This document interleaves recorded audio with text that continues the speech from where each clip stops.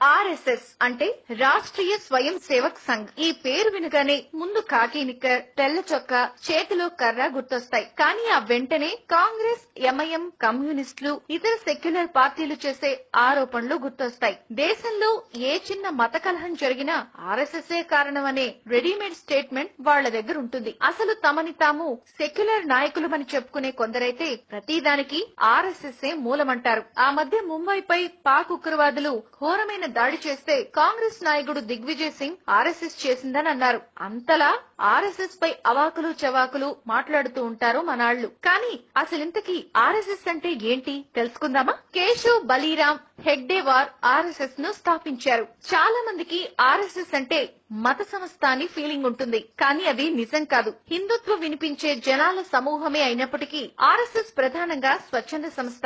దేశవ్యాప్తంగా లక్షల మంది స్వయం సేవకులు ఉన్న ఎన్జీఓ.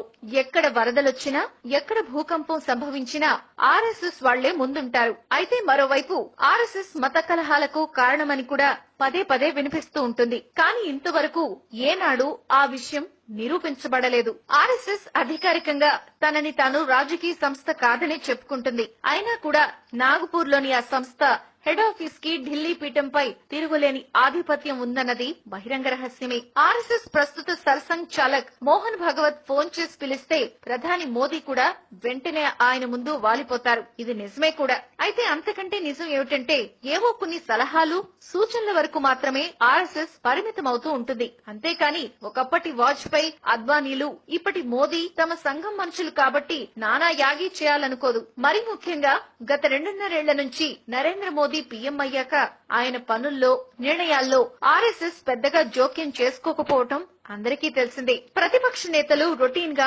ఆర్ఎస్ఎస్ ను టార్గెట్ చేయటం పెద్దగా పట్టించుకోవాల్సిన విషయం కాదు. ఒక దేశానికి ప్రధానిని సైతం అందించగలగటం ఒక సంస్థకు మామూలు విషయం కాదు. కానీ ఆర్ఎస్ఎస్ 90 ఏళ్ల సుదీర్ఘ ప్రయాణంలో ఆ విజయం సాధించిందనే చెప్పొచ్చు. స్వాతంత్ర్యానికి ముందే హిందువుల కోసం, హిందుత్వ భావజాలం కోసం అది ఏర్పడ్డప్పటికీ ఏనాడు రాజకీయం, అధికారం అనే వాటికి దగ్గరగా వెళ్లలేదు. కనీసం ఆరాట పట్టం కూడా జరగలేదు. 1981 తర్వాత బీజేపీ పూర్తి స్థాయి రాజకీయ పార్టీగా అస్తిత్వంలోకి వచ్చాకే ఆర్ఎస్ఎస్ కు రాజకీయ అధికారం కొద్ది కొద్దిగా చేరువవుతూ వచ్చింది. అయినప్పటికీ దేశంలోని ఎన్ని రాష్ట్రాల్లో కాషాయ దళం అధికారంలో ఉన్నా ఏనాడు ఆర్ఎస్ఎస్ మైనారిటీల్ని వేధించడానికి దాన్ని ఉపయోగించుకోలేదు.